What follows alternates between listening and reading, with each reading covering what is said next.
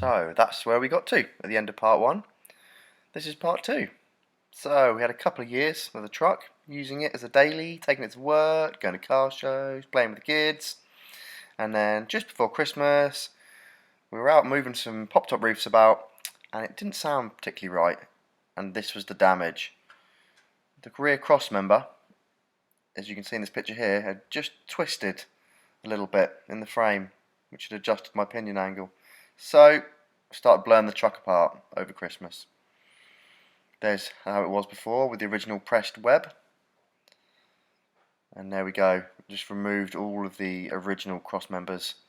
Started making up our second chassis rails and welding them all in. A friend of mine called Carl came and helped me do all the work. There's the rear plates going over the back so we can get a bit lower.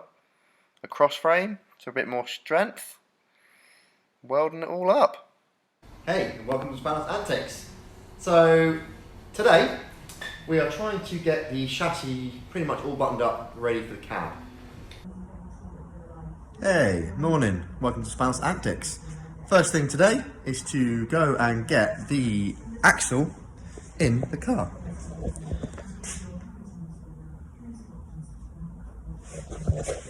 Let's do it.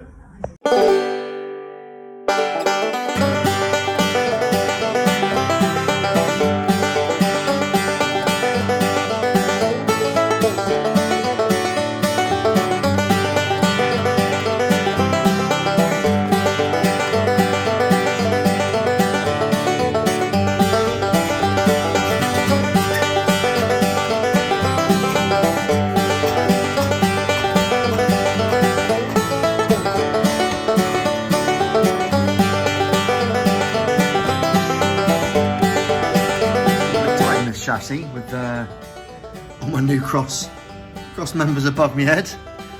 So I'm just trying to wrestle this axle up into my forelinks. Now this has got poly bushes in it. It's important to use the right polyurethane grease with these poly bushes. Because they use special stuff and it lasts forever. So make sure you stick them. So I'm just going to clean them all out in case there's any dust in them or any grinder dust. Fill them with the right stuff, try and line it all up and bang the bolts in.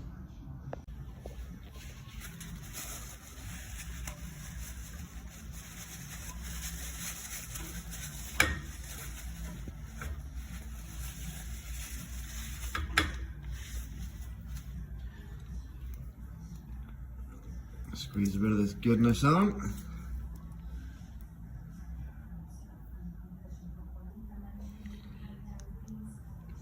So here's where we're at now. The chassis is all strengthened up, painted and ready to reassemble. I'll just talk you through the spec while I'm here. So she's got Mustang 2 front suspension, tubular arms and airbags. She's running disc brakes and a 2.5-inch drop spindle. Gets us nice and low to the ground. Original steels, copies but a bit bigger with a different offset. The original radiator cross members in there. All plated in, and then here is all the new metal, all the new chassis rails, and they're all boxed in and tied in and welded in. Also had to move the booster, which I think I talked about, move it back 30 centimetres and tuck it in a little cubby hole there. And we've also got all our transmission loops which tie it all together. I've started rerunning all the cables for the air ride and the wiring loom and the brake lines. That's all started to run through. Done solid cab mounts. Used to be on like a seesaw mount, rubber mount, but the cab wallows about a bit, so I thought we'd make that a bit better. And then also put large reinforcement plates where all the box section meets, all the transmission loops. It is going to be a lot stiffer than it was. And then of course, a good old cross frame on the back, which does two things: stiffens it all up and looks badass. Very important. It also makes it a bit more three-dimensional strength, because we're going from up high in the chassis rail to down low. Box section makes it a bit more two-dimensional. This will actually give it three-dimensional strength. Now on the back, I templated up and sent off to the water jet company some plates which all got water jet cut out by a local company. I'll put them in a link below. And then we welded them all in. Now this is gonna, you can see how much it's gonna add in drop. About 1.5 inches, I think. It's gonna drop the rear end, which will mean she'll sit pretty flat on the floor. 4 links all in, obviously, and there's our new chunky cross member. And then down the back, we're running airbag brackets off the back. Again, they were all designed and cut out on a water jet. The old lead weights, they are there to keep the back of this truck down, because before she was a little bit light on the tail. Bit of a mess in here, but in here is all the air ride clobber. It normally looks neater than that. I'll just do the wiring's tucked in there out of the way. And that's airlift 3, pressure and sensors. There's the sensor. Haven't put them on yet. They go there and tie down into the axle. So that's sort of where we are with it now. I don't think there's much else to say on that. But what I really need to do is get this thing all back together, really. I need to get that cab and those bits all back on here, and pretty pronto, because it was only supposed to be in here for Christmas because the workshop was empty. It's now January, first week or so of January, and I need my workshop space back because I've got customers' vans coming in soon. A couple of delays because of the corona outbreak, which has bought me a bit more time. Good and bad, obviously. So, yeah, let's get this thing back together. Okay, time to get these exhaust manifolds back on. Start by banging on a nice new gasket. Now, these headers, I say, have been extensively modified to work with this motor, and they are not particularly pretty. We have to do a slight bit of what would you call that, clearancing, high-tech clearancing to get them on. But hey, does the job, doesn't affect flow. That is all that matters. So I'm going to finger tighten them up first. But some of these are an absolute bugger to get to, where we've really pulled them in tight to the head, like super tight. But it had to be done because space was at an absolute premium, which you'll see when I put this back in, especially when it comes to the steering. The steering arms, the steering linkage is so close to the head, and it cuts across on the other side. So, all right, zip these all on quick.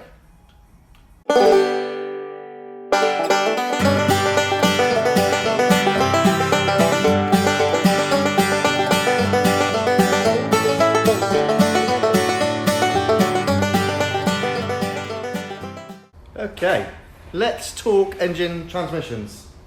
1UZ chat. So what we've got here is a 1UZ FE out of a 1990 LS400. So these were a bit ahead of their time. They're full aluminium quad cam V8s. Through about 260 horsepower from the factory originally, these ones. They went up to about 280 in the later version, and then the VVTIs are up to 320 or something. This being the earlier one, it has the big thick rods, perfect for boost and supercharge application. One day this engine will be supercharged. What I don't know is when. It's time and money and all the rest of it. So for now it's still just running NA, which is still enough for this truck. It still absolutely rips. Behind it, transmission wise, we are still running the LS400 Auto Box. We did do a Transco shift kit with a hot rod shifter kit in there, and then also a Lexstream high stall torque converter, which has recently gone in. And I think I'm going to manualise it as well, but again, that's going to come at a bit of a later date. So I painted it all up to match, which looks cool. Headers are on, I did a little video about that. We had to modify them quite a bit to get them in. So it's had all the auxiliaries taken off it basically. So now all it is running is a alternator, where before it had power steering pump, air conditioning pump, tensioners, all kinds of stuff, busy stuff going on it. But I don't need all that. Although I am running power steering now, but I'm going to use a different system. Wiring looks a bit of a mess. It's not, it's just all bundled on top out of the way. Also running a billet adapter that takes the old donut style and turns it into a 4-bolt UJ for my one-piece drive shaft, which is at the drive shaft shop at the moment. And there she is.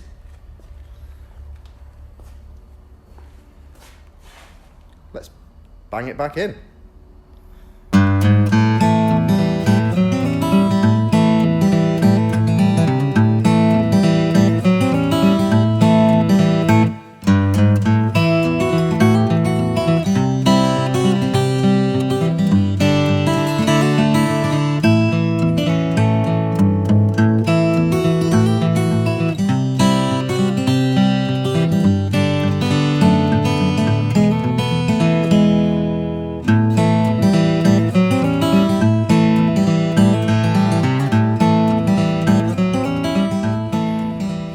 Well, it's in. It was a bit of a bugger, just because the way I've got it set up with the engine mounts, it's just tight. Tight to get the headers past the shock mounts, tight to get the sump past the engine mount brackets on the chassis. But we're in. And there she is, snug as a bug in a rug. For those of you that were asking me how I shoehorned it in there and the tolerances, just do a few close-ups for you so you can see how much space we've got. There's not a lot of room for activities, but it's mainly because I wanted to get this thing as low as possible. So if you weren't so bothered about getting it so low as possible, so I've got my sump pretty much just up from my guard. Just helps with central gravity. If you weren't so fussed about that, you could sit it quite a bit higher and make your life easier. Only downside from that is the transmission will probably hit the bottom of the cab, so you may have to notch it a bit. Oh. Tight in there now. Right, that is those 4 bolts holding the bracket onto the engine mount. Now, engine mount to the chassis. I will be putting washers on this. I'm just putting it up here for now, because I'm going to have to undo this again anyway. But as long as that all fits, I can start mopping up the exhaust system back in. Because we took so much out of the truck, the original internals, we've lost all the hangers for the exhaust, so gonna have to remount them. Oh, I got the wrong dingle dangle. And I'm back in the room. Right, start again. Yep.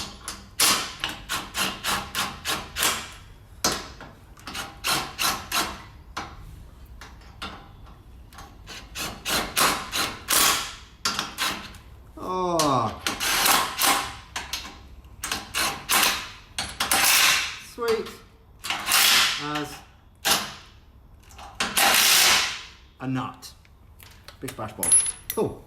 Well, that just went in very nicely. No jiggling, no wrestling, no forcing anything.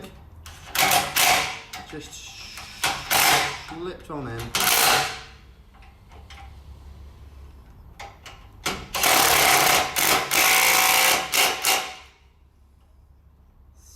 Sweeto. Right, time to check the... So I can space off here, down, if I want to increase my engine transmission output angle, and I can shim under the engine mount with the little plate shims I've got to decrease it. I want to try and get obviously my pinion and output shaft angles the same but opposite, which I'll talk more about in a minute. So again, we've measured and checked before we've welded and put the stuff in, but you never quite know. Things move, things change a little bit. Just walked past my wheel arch and noticed there's a little bit of rubber in there. I don't know how that got in there.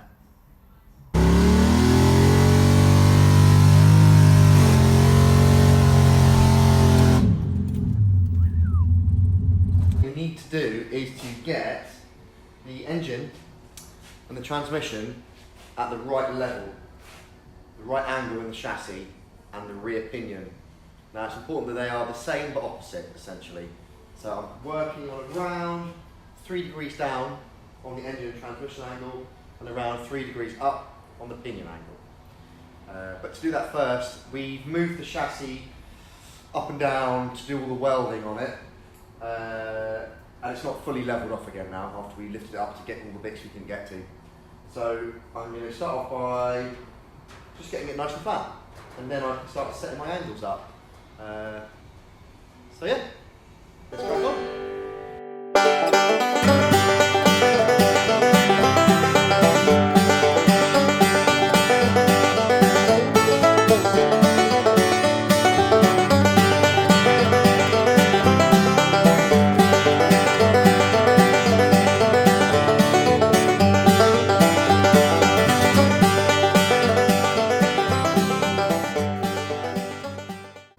Okay, that was a load of messing about, but we have got there. She is all levelled off. Let's have a little look for the magic number. Ooh. Right. Let's see what this little dingle dangle is telling us. Super. So we are level on the original outer chassis. Let's stick it on the new inner. Level on the new inner. Trusty spirit level across it, telling us it's nice and level that way, and spirit level on the front, telling us it's level that way. It's not crucial anyway, because it's just for setting up our pinion angle. Let's have a little look. Let's see what pinion angle we're running right now. We are running, I don't know if you can see that, that says 85. So we're running 5 degrees pinion down. Let's go to the back. This one's a bit easier, it's magnetic. We'll bish bosh that on there. Scores on the doors, 7.45. So 7, so we're running about 3.5 degrees on the back and 5 degrees on the front. So to adjust that, we can pull this engine and gearbox end up with that cross mount that we fitted. I can get under there. It's already hanging a bit, we can just adjust the bolts on that. or we can wind that rear pinion angle that way using our 4 links. Not quite sure which one we'll do. It all depends a little bit, is down to where the cab, because the cab is really close to the gearbox. So what I'll probably do is get the cab on and then micro adjust that. But at least I know where I'm starting. I've got a starting platform. I'll probably set them both up at around 3 degrees. And if the cab fouls, then we will move that down a bit and whizzle that around a bit. Job done. Well, that's the end of part 2 with work on the chassis. Part 3 will be hopefully getting it back on its wheels on the floor and starting to get the cab back on. Like, subscribe, share. Awesome.